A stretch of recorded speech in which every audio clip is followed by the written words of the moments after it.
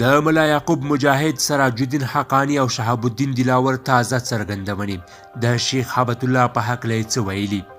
خو مجاهد وایي بهرنۍ کړۍ به زموږ د مشرانو د اختلافاتو ارمان ګور ته یوسي.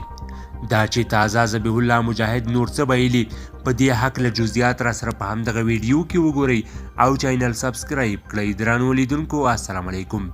د طالبانو د حکومت ویان ذبیح الله مجاهد وایي چې د دوی د مشرانو ترمنځ اختلافات نشته او بهرنۍ کړۍ به په دې اړه خپل ارمان ګور ته یوسي. نوموړي د طالبانو تر کنټرول لاندې ملي تلویزیون ته ویلي چې د طالب مشرانو ترمنځ کوم درز او تضاد نشته.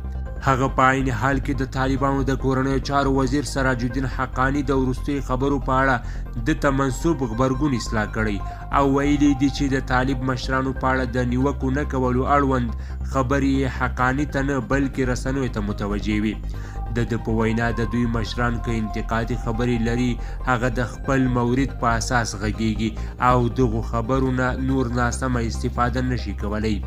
د طالبانو د کورنیو چارو وزیر سراج الدین حقانی چې د دوی د عمومي رهبر ملا هبت الله مرستیال هم دی څو ورځې مخکې خوست کې د وینا پر مهال د طالبانو پر رهبر کنایوي نیوکې وکړي او د واک په انحصار او پر نورو د خپلو نظرونو په تپلو یې تورن کړ. حقانی دا هم ویلي و چې دغه وضعیت د زغملو وړ نه دی. د طالبانو ویان ذبیح الله مجاهد هغه مهال ویل چې د طالبانو پر مشرانو نه باید په عام محضر کې نیوکې وشي.